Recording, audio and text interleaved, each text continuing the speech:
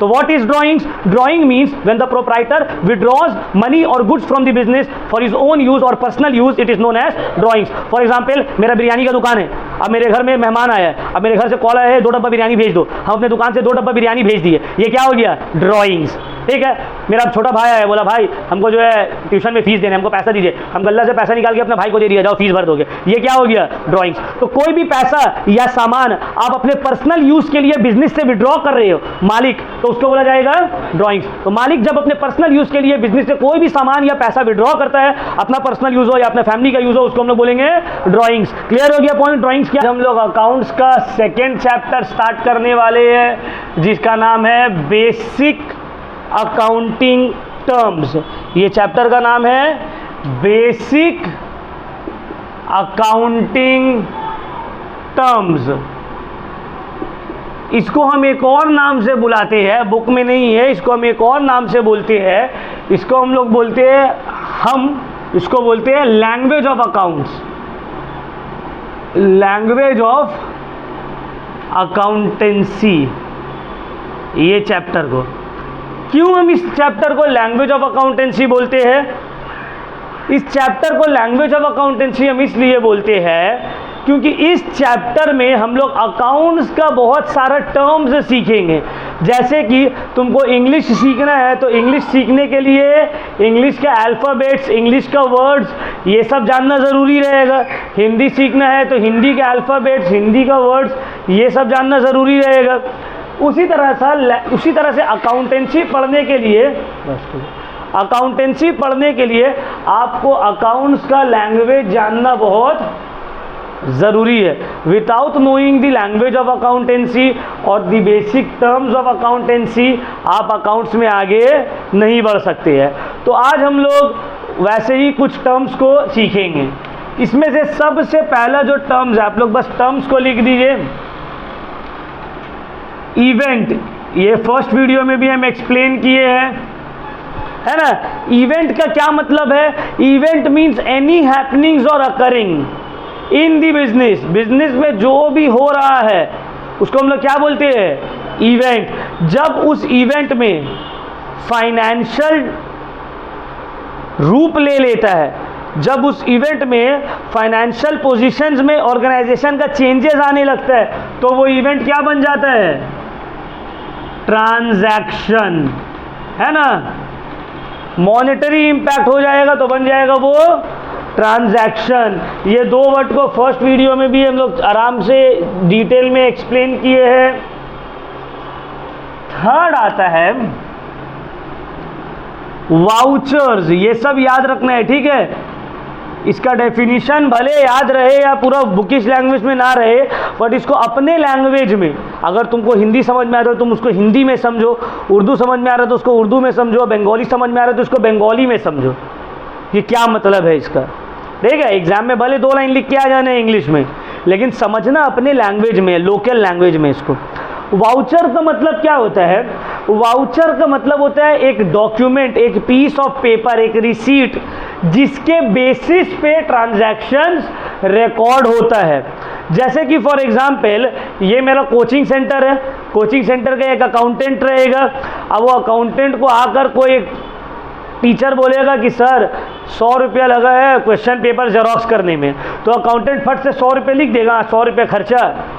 Accountant बोलेगा proof दिखाइए, bill दिखाइए, और उस बिल के बेसिस पे अकाउंटेंट वाउचर बनाएगा कि मिस्टर XYZ जो भी है ये इस तारीख को 100 रुपया जेरोक्स में खर्च किए हैं, और फिर उसको वो रिकॉर्ड करेगा।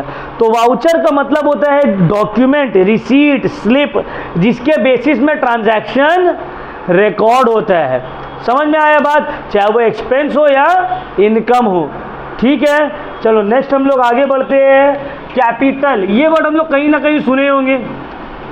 ये वो इंडिया पाकिस्तान वाला कैपिटल नहीं, इंडिया का कैपिटल क्या है, पाकिस्तान का कैपिटल क्या है, वो नहीं, राजधानी वाला कैपिटल नहीं। यहाँ पे कैपिटल का मतलब investment made in the business. Business में आप जो इन्वेस्टमेंट कर रहे हैं उसको बोला जाता है कैपिटल। अब देखो बहुत सारा टाइम हम लोग सोचते हैं कैपिटल मतलब पैसा, जो हम पैसा लगाते हैं बिजनेस में, नहीं। सिर्फ बिजनेस में जो आप पैसा लगा रहे हैं वही कैपिटल नहीं होता है, कैपिटल और भी बहुत कुछ होता है। जैसे कि फॉर एग्जांपल मान लो हम एक रेस्टोरेंट खोल रहे हैं, वो रेस्टोरेंट खोलने में हम 4 लाख रुपए लगाए तो मेरा कैपिटल 4 लाख हो गया, प्लस मेरे पास बहुत सारा चेयर्स था, टेबल्स था, कटलरीज था, वो सब भी हम उसमें लगा दिए। वो सब चेयर टेबल कटलरी का जो कॉस्ट है 50,000 रुपया था, तो ये भी मेरा कैपिटल हुआ ना। तो कैपिटल कैश में भी हो सकता है और काइंड में भी हो सकता है, कोई एसेट के रूप में भी हो सकता है। कुछ भी पैसा या सामान आप बिजनेस में इन्वेस्ट कर रहे हैं, इन्वेस्टमेंट के तौर पे लगा रहे हैं, उसको हम लोग क्या बोलेंगे? कैपिटल। कैपिटल कौन इन्वेस्ट करता है? प्रोप्राइटर, ओनर, जो मालिक है वो लगाएगा, वर्कर थोड़ी पैसा कैपिटल लगाएगा। जो मालिक है, जो ओनर है, जो प्रोप्राइटर है वो लगाएगा कैपिटल। समझ में आ रहा है? नेक्स्ट है हम लोग आते हैं एसेट्स में। What do you mean by assets? Asset का क्या मतलब बोलो तो? एसेट का मतलब जो फ्यूचर में इनकम दे, प्रेजेंट में नहीं दे सकता है। फिर एसेट का मतलब होता है मेरा संपत्ति। समझ में आ रहा है? अब कोई भी चीज एसेट है या नहीं है, उसको 3 टेस्ट से पास करवाएंगे। पहला, it must be owned by me, उसको ओनरशिप किसके पास रहना चाहिए? मेरे पास। दूसरा, it must be under my control, उसके कंट्रोल किसके पास रहना चाहिए? मेरे पास। It must provide me benefit और has the capacity to provide me benefit in future, वो या तो हमको फायदा पहुंचाता हो या हमको फायदा पहुंचाने का सलाहियत फ्यूचर में रखे। ये 3 चीज अगर कोई भी सामान प्रोवाइड कर रहा है तो वो क्या हो गया मेरा? इसमें से ओनरशिप, कंट्रोल और ये जो तीसरा वाला बोले हम, तीनों अगर किसी में पाया जा रहा है तो वो क्या हो गया? एसेट हो गया मेरा। अब तुमको एक भी चीज बोल दो जिसमें ये जिसको तुम अपना एसेट मानते हो, वो तीनों चीज इसमें तुमको मिल जाएगा। पहला, it must be owned by me. दूसरा, it must be controlled by me. तीसरा, it must have the power to provide me benefit at present और इन दी फ्यूचर। ये 3 चीज है तो वो मेरा एसेट हो गया। फॉर एग्जाम्पल, ये मेरा घर एसेट है, क्यों? खरीदा हुआ है, ओनर हम है, हमको बेनिफिट पहुंचा रहा है, रह रहे हैं, है ना, और मेरे कंट्रोल में है। कल को हम चाहे अपना घर को हम येलो पेंट करेंगे। कल को हम चाहेंगे मेरा घर में हमको कारपेट लगाना है, कारपेट लगा देंगे, कोई रोकने वाला है नहीं है। तो ये क्या हो गया मेरा? एसेट। अब देखो, इसमें से अगर कोई भी एक चीज़ मिसिंग है ना तो वो एसेट नहीं रहेगा। जैसे कि फॉर एग्जाम्पल पार्क सर्कस मैदान हम लोग को बेनिफिट पहुंचाता है, बट क्या मेरे कंट्रोल में है? हम जाएंगे बोलेंगे चलो सब मैदान से निकलो, सब निकल जाएगा? नहीं निकलेगा। क्या हम उसका ओनर है? तो हम यहाँ पे एसेट पार्क सर्कस मैदान को अपना नहीं बोल सकते। गांव में मेरा एक ज़मीन है, बंजर ज़मीन, कुछ उगना नहीं है उसमें, एसेट है। क्यों एसेट है? ओनर हम है, कंट्रोल में किसका है? मेरा है। बेनिफिट नहीं पहुंचा रहा है बट फ्यूचर में बेनिफिट पहुंचा सकते हैं, इसको बेच के पैसा कमा सकते हैं, इसमें खेती किया जा सकता है, इसमें घर बनाया जा सकता है। तो ये 3 चीज़ किसी में भी आएगा तो वो क्या हो गया? क्या क्या 3 चीज़? It must be owned by me, controlled by me, it must provide me benefit at present और has the capacity to provide me benefit in the clear point. अब देखो, एसेट का अलग अलग सब कैटेगरी है। एक है नॉन करेंट एसेट,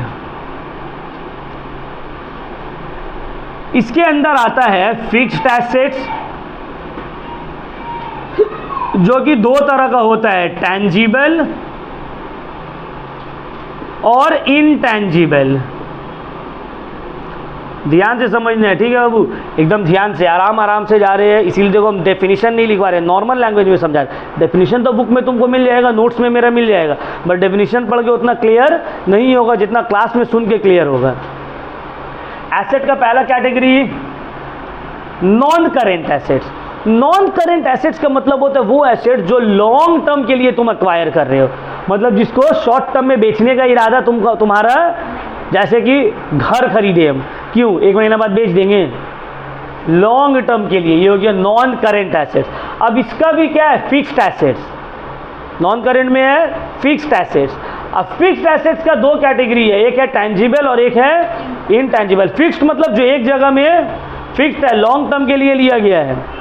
अब ये 2 फिक्स्ड एसेट्स के एग्जांपल हो गया land and building, plant and machinery, furniture. अब इसका 2 कैटेगरी है, एक है टेंजिबल जो दिखाई देता है, दूसरा होता है इनटेंजिबल जो दिखाई नहीं देता है। अरे दिखाई नहीं देता तो एसेट कैसे हुआ? यस एसेट हुआ। अभी हम तुम लोग को प्रूफ करेंगे कि एक चीज़ जो तुमको दिखाई नहीं दे रहा है लेकिन वो तुम्हारा एसेट है। अब कैसे करके, जैसे कि फॉर एग्जाम्पल समझ लो, हम तुम्हारे पास तुमको 2 टी शर्ट दिए, एक है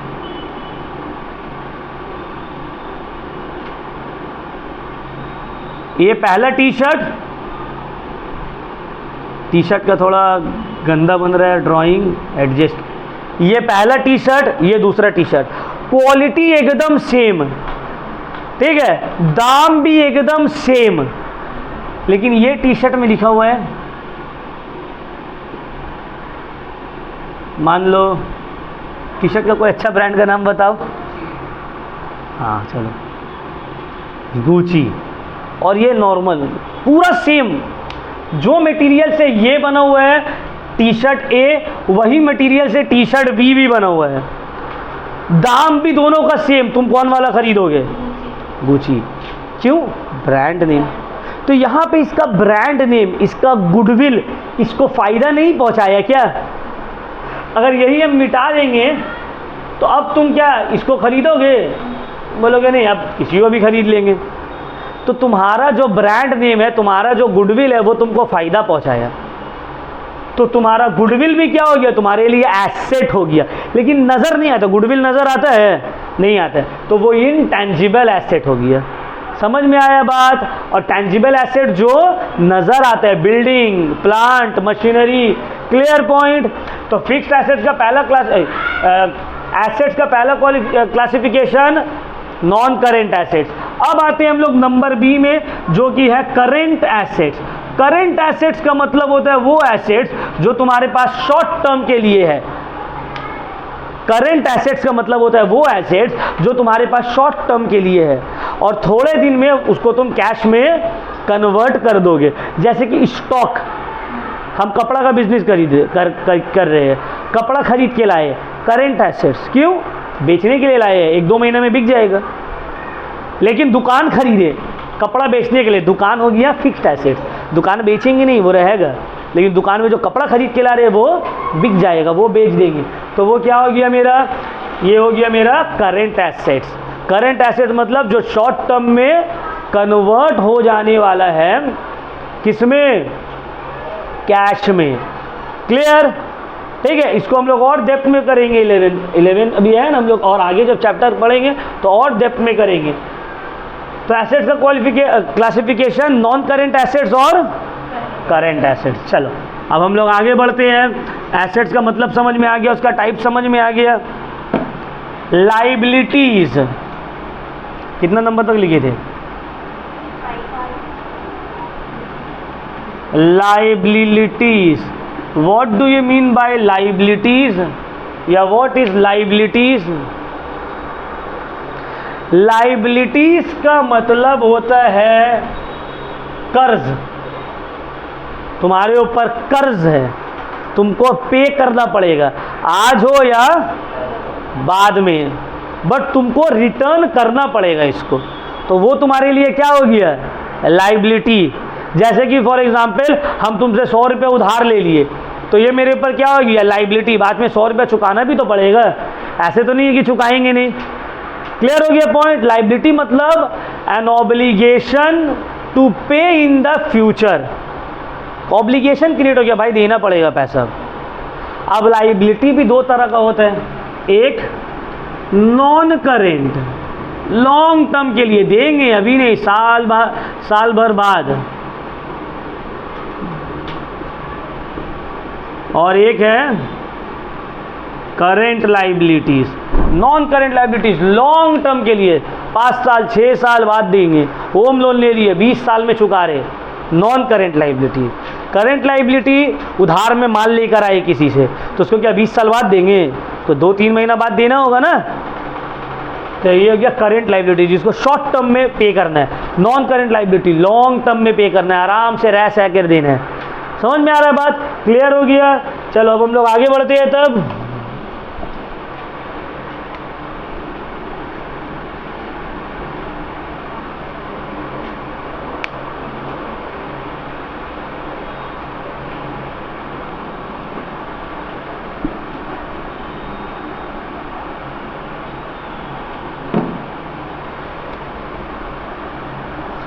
अब हम लोग देखते हैं, यहाँ पे है creditors, debtors, creditors and debtors. Debtors नहीं, डेटर्स। देखो डेप्टर्स नहीं होगा, डेटर्स होगा, ठीक है। डेटर का मतलब क्या होता है? डेटर का मतलब वो पर्सन जिससे तुमको इन फ्यूचर पैसा मिलने वाला है, in short term, in short period of time.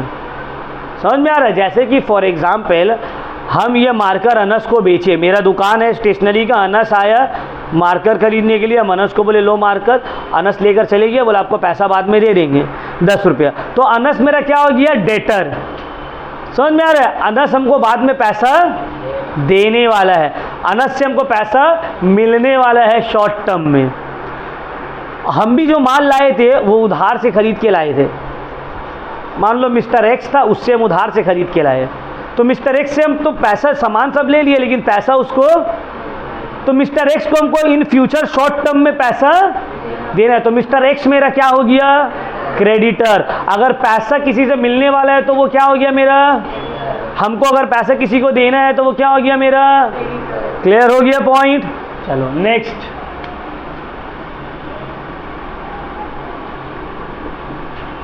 Bills receivables. Bills payable. देखो बिल्स रिसीवेबल का क्या मतलब है, ध्यान से समझ लो बात। हम बिजनेस कर रहे हैं, ठीक है, मेरा बिजनेस है बुक्स का, हम बुक्स का बिजनेस कर रहे हैं। ये जो है एक बुक शॉप का, स्टोर का एक मालिक है, ये मेरे पास आया, हमको बोला कि आप जो है हमको 20,000 रुपये का बुक दे दीजिए, हम आपको 3 महीना बाद पैसा देंगे। हम बोले कि यार 3 महीना तक हम नहीं रुक सकते, आप कुछ करिए। तो बोल रहे हम आपको 3 महीना बाद ही दे पाएंगे, आप हमसे बिल ले लीजिए ना, हम आपको बिल लिख के दे रहे, ले लीजिए। जिसको नॉर्मल लैंग्वेज में बोला जाता है हुंडी, जिसका बिजनेस होगा वो समझेगा हुंडी का मीनिंग, ठीक है। वो हमको बिल लिख के दे दिया। जैसे ही अनस हमको बिल लिख के दिया है ना, अनस मेरा डेटर नहीं रहा, अनस अपना ऑब्लिगेशन फुलफिल कर दिया वो बिल देकर हमको, मतलब वो बिल ही अब मेरा चेक है एक तरीका का। लेकिन ये बिल से हमको पैसा कब मिलेगा? 3 महीना के बाद। तो ये बिल क्या हो गया? इस बिल को बोलते हैं हम लोग बिल रिसीवेबल। अब ये बिल जिसके पास रहेगा अनस उसको पैसा देगा। समझ में आ रहा है? अब अगर ये बिल हम दे देते हैं जेबा को, तो अनस जेबा को दे देगा। अब अनस को हमसे कोई लेना देना नहीं है, अनस को बिल से लेना देना है। भाई हम बिल इशू किए, अब ये बिल जिसके पास रहेगा हम उसको पैसा दे देंगे। तो बिल रिसीवेबल भी एसेट है, मतलब जिससे हमको पैसा इन शॉर्ट टर्म मिलने वाला है। उसी तरह देखो मेरे लिए वो बिल रिसीवेबल है, क्योंकि हमको इससे पैसा मिलेगा। अनस बोलेगा यार ये बिल में हमको पैसा देना है, तो अनस के लिए क्या हो गया? बिल पेबल, वो पैसा देगा इसमें, और हमको पैसा इससे मिलने वाला है। क्लियर हो गया पॉइंट? तो बिल रिसीवेबल और सन्ड्री डेटर दोनों ही मेरा एसेट है ना, और ये दोनों मेरा क्रेडिटर और बिल्स पेबल लाइबिलिटी है। कौन सा लाइबिलिटी? Current liability. कौन सा एसेट? Current assets. समझ में आ गया बात? क्लियर हो रहा है ना पॉइंट? क्रेडिटर्स और बिल्स पेबल दोनों को प्लस करते हैं तो दोनों को साथ में बोला जाता है ट्रेड पेबल्स। ट्रेड पेबल्स क्या है? ट्रेड पेबल्स मतलब creditors plus bills payable. Trade payables जो देना है, ये दोनों को जब साथ में करेंगे तो क्या हो जाएगा?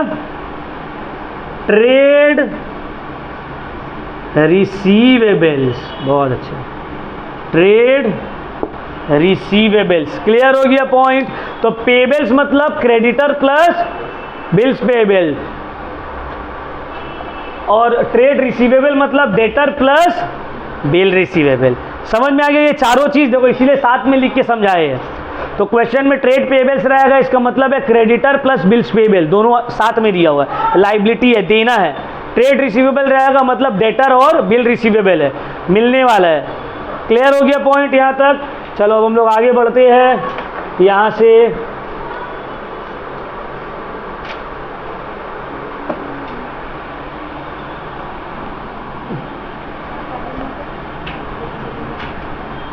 कुछ भी नहीं समझ में आएगा ना तो पूछना रोक करके, सर समझ में नहीं आए फिर से बता दीजिए, फिर से बता देंगे हम।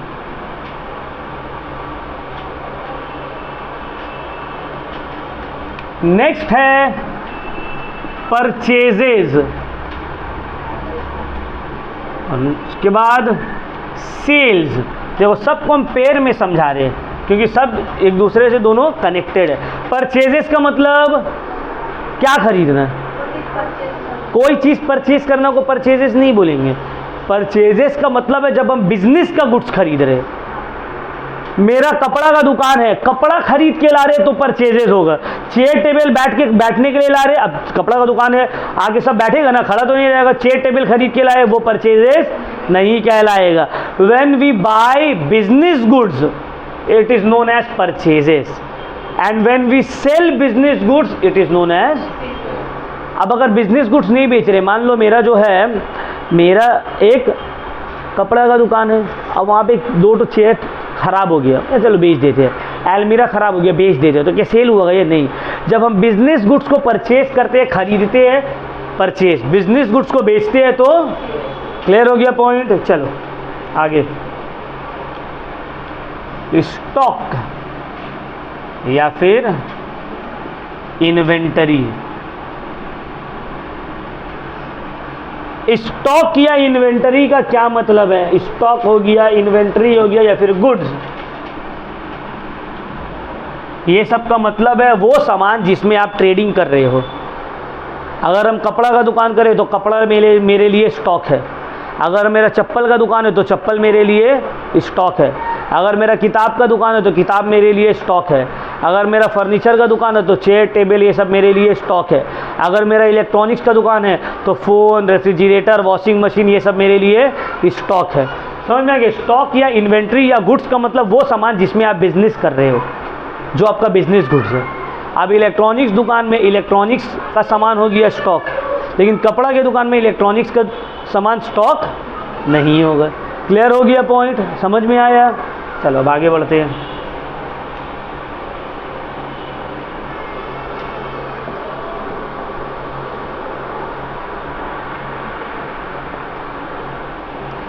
रेवेन्यू।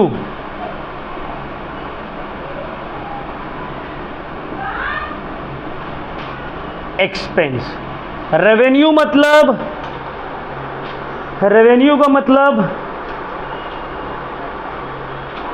बिजनेस का गुड्स बेचकर जो हम पैसा कमा रहे हैं। बिजनेस गुड्स जो बेचकर हम पैसा कमा रहे हैं, सेल करके जो हम पैसा कमा रहे हैं, सेल करके जो पैसा मेरे पास आ रहा है उसको हम लोग बोलते हैं रेवेन्यू। ये पैसा कमाने के लिए जो खर्च किया जा रहा है उसको बोलते हैं। तो रेवेन्यू मतलब गुड्स बेचकर जो हम पैसा कमाते हैं। क्लियर हो रहा है पॉइंट? कपड़ा का दुकान है मेरा, चप्पल का दुकान है मेरा, तो कपड़ा और चप्पल बेचकर जो हम पैसा कमा रहे हैं वो हो गया। अब कपड़ा और चप्पल बेच के पैसा कमाने के लिए खर्च भी कर रहे, उस खर्च को बोला जाता है। कपड़ा खरीद के ला रहे, भाड़ा दे रहे, रेंट दे रहे, ये सब क्या है? एक्सपेंस। कपड़ा जो बेच रहे हैं वो क्या है? रेवेन्यू। क्लियर हुआ पॉइंट? रेवेन्यू क्या हुआ? नहीं, परचेज का तो मतलब क्या हुआ? परचेज का मतलब है गुड्स जो खरीद के ला रहे। हम कपड़ा लेकर आए और बेच दिए, बस यही मेरा खर्च है। कपड़ा लेकर आए, उसको रखे, लाइटिंग का खर्चा, भाड़ा दिए, स्टाफ को सैलरी दिए, सभी का एक्सपेंस तो बहुत ज़्यादा हो जाएगा। एक्सपेंस, परचेज भी एक तरह का एक्सपेंस है। परचेज जो है ना वो भी एक्सपेंस ही है, बट सिर्फ परचेज ही एक्सपेंस नहीं है, एक्सपेंस और भी बहुत कुछ है। एक्सपेंसेस में परचेजेस भी आएगा, ये क्लियर हुआ पॉइंट? और रेवेन्यू में सेल्स आएगा। क्लियर हो गया पॉइंट? अब देखो, ये है रेवेन्यू, पैसा जो आया, ये है एक्सपेंस जो खर्च हुआ, तो दोनों का बीच में जो बच गया वो क्या है? प्रॉफिट। तो प्रॉफिट क्या है? प्रॉफिट है 14 माइनस 15। 14 माइनस 15 मतलब रेवेन्यू माइनस एक्सपेंस। कमाए 100 रुपया, खर्च किया 80 रुपया, 20 रुपया प्रॉफिट। या फिर लॉस। लॉस मतलब एक्सपेंस माइनस रेवेन्यू। खर्च किए 100 रुपया, कमाए 80 रुपया, 20 रुपया। क्लियर हो गया? प्रॉफिट क्या है, लॉस क्या है, रेवेन्यू क्या है, एक्सपेंस क्या है।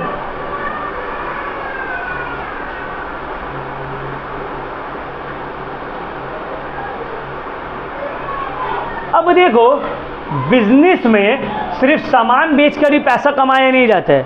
सेल, तुमको और भी अदर इनकम हो सकता है तुम्हारा। जब हम रेवेन्यू के साथ अदर इनकम्स ऐड कर देते हैं, अदर जो भी पैसा मेरा पास आ रहा है ऐड कर देते हैं, ये बन जाता है इनकम।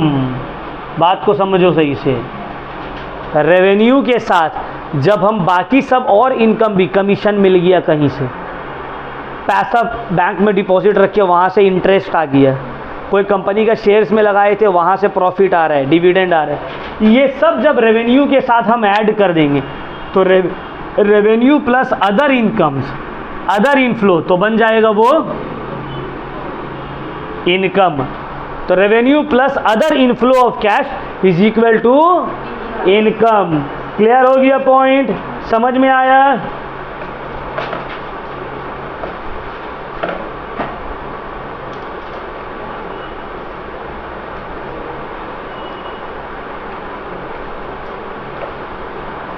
ठीक है। अब देखो,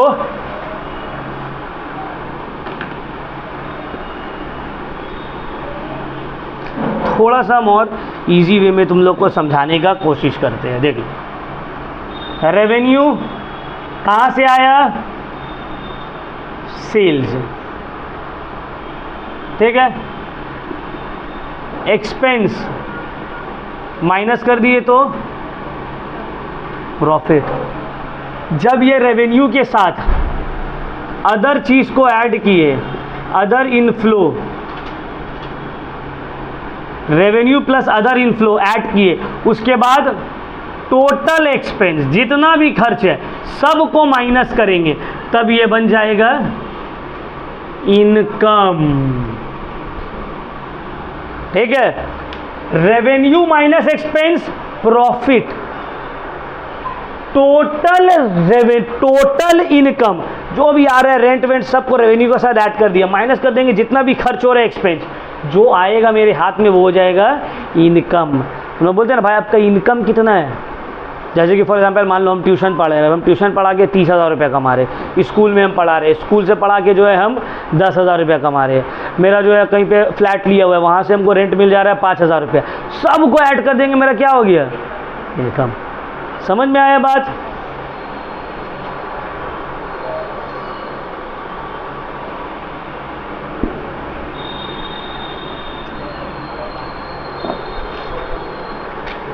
नेक्स्ट हम लोग आते हैं ड्राइंग्स।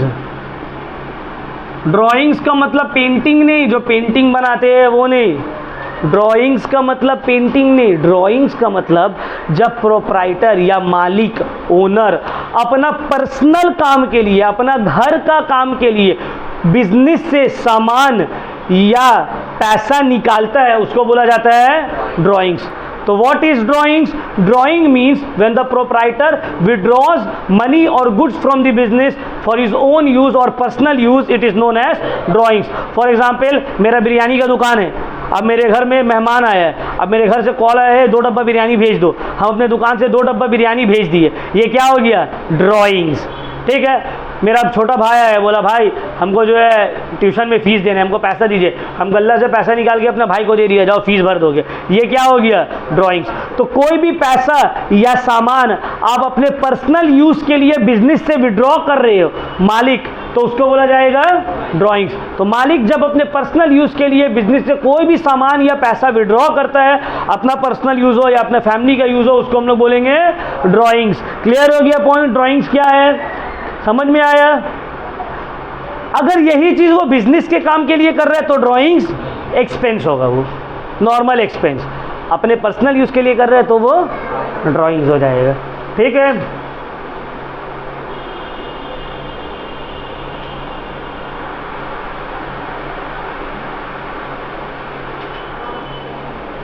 नेक्स्ट जो याद रखना है तुम लोगों को वो रखना है गेन्स।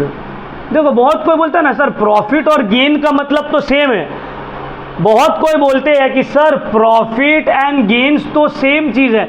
नहीं बाबू, दोनों सेम चीज़ नहीं है, प्रॉफिट और गेन्स दोनों अलग अलग है। अगर सेम रहता तो हम लोग एक ही बार लिखते ना, 2 बार क्यों लिखते? प्रॉफिट का मतलब होता है जब तुम बिजनेस एक्टिविटीज से पैसा कमाते हो, जो तुम्हारा मेन काम है उससे जो तुम मुनाफा कमा रहे हो वो बोला जाएगा प्रॉफिट। अदर देन दैट अगर कोई दूसरे चीज से तुम पैसा कमा रहे हो उसको बोला जाएगा गेन। क्या मतलब है इसका? जैसे कि फॉर एग्जांपल मेरा जो है चप्पल का दुकान है, तो चप्पल बेचकर जो हम पैसा कमा रहे हैं वो हो जाएगा मेरा प्रॉफिट। अब मेरे चप्पल के दुकान में एक बड़ा सा मशीन रखा हुआ था जिसको हम 20 साल पहले खरीदे थे 10,000 रुपये में। अभी लोहा का दाम बहुत महंगा हो गया, तो वो लोहा के दाम में भी हम बेच रहे हैं, टूट टाट गया है, तभी भी वो मशीन 15,000 रुपये में बिक जा रहा है, तो 5,000 रुपये का मुनाफा हो रहा है मेरा। इस 5,000 को हम बोलेंगे गेन, क्योंकि मेरा काम मशीन बेचना नहीं है, मेरा काम चप्पल बेचना है। तो चप्पल बेचकर जो पैसा हम कमाए हैं प्रॉफिट। अदर देन दैट कुछ और चीज बेच के अगर हम कमा रहे हैं तो गेन्स। तो गेन्स जो बिजनेस इनकम नहीं है, बिजनेस का रेगुलर एक्टिविटी से कमाया हुआ पैसा नहीं है। प्रॉफिट जो बिजनेस के रेगुलर एक्टिविटी से कमाया हुआ पैसा है। समझ में आया कि प्रॉफिट और गेन्स के बीच में क्या डिफरेंस है? क्लियर हो गया पॉइंट? चलो नेक्स्ट हम लोग आते हैं डिस्काउंट। डिस्काउंट का मतलब तो सभी को पता है, डिस्काउंट का क्या मतलब होता है ना? डिस्काउंट 2 तरह का होता है। क्या क्या? एक है डिस्काउंट अलाउड, मतलब तुम दूसरे को डिस्काउंट दे रहे हो, ये फर्म के लिए एक्सपेंस है, लॉस है, तुम्हारे लिए लॉस हो गया ना। एक है डिस्काउंट रिसीव्ड, ये तुम्हारे लिए हो गया है इनकम, है ना, गेन हो गया, तुम्हारा फायदा हो गया।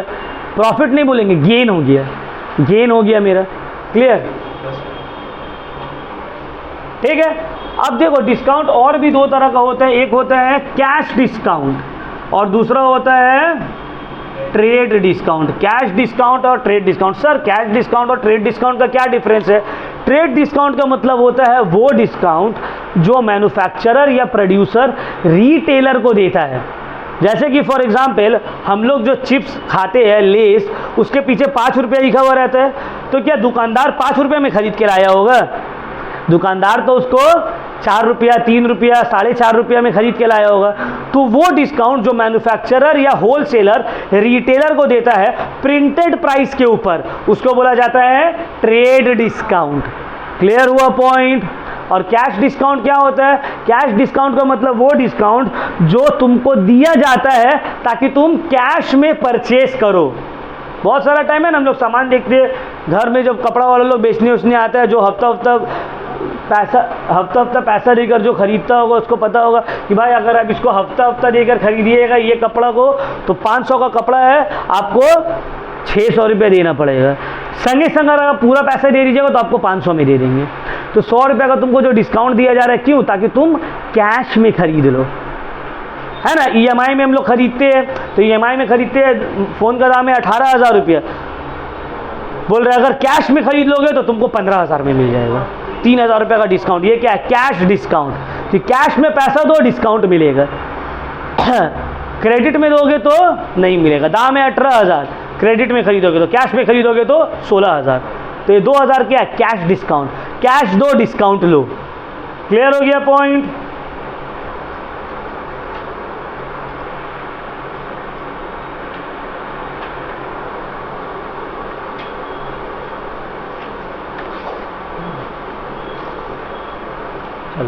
नेक्स्ट आते हैं हम लोग बैड डेब्ट। बैड डेब्ट का मतलब क्या होता है? वो पैसा जो तुमको अब मिलने वाला नहीं है, तुम उसको अल्लाह भरोसे छोड़ दिए कि और हमको मिलने वाला नहीं है। तुम किसी को सामान बेचे 10,000 रुपये का, वो बोले कि हाँ भाई देंगे देंगे देंगे, बस फ़ोन उठाना बंद, फ़ोन उठाना बंद। तुम कॉल कर रहे, मैसेज कर रहे, कोई रिप्लाई नहीं, फेसबुक में ब्लॉक, इंस्टा में ब्लॉक, कहीं कोई कांटेक्ट नहीं। तुम समझ लिया मेरा पैसा हो गया अब धांधली। तो इसको क्या बोलते हैं? बैड डेब्ट। जब तुम उम्मीद छोड़ देते हो कि तुम्हारा पैसा तुमको और नहीं मिलने वाला है, तो उसको बोला जाता है बैड डेब्ट। ये क्या है? एक तरह का लॉस है, फर्म के लिए लॉस है ना। वही पैसा जब जिसको तुम उम्मीद छोड़ दिए थे, अब मान लो वो आदमी हज में जा रहा है, बोला नहीं यार पैसा दे के जाने वाले तो मेरा हज कबूल नहीं होगा, वो पैसा वापस कर दिया जिसको तुम मान चुके थे बैड डेब्ट, तो उसको बोला जाता है बैड डेब्ट रिकवरी। समझ में आया? बैड डेब्ट रिकवरी।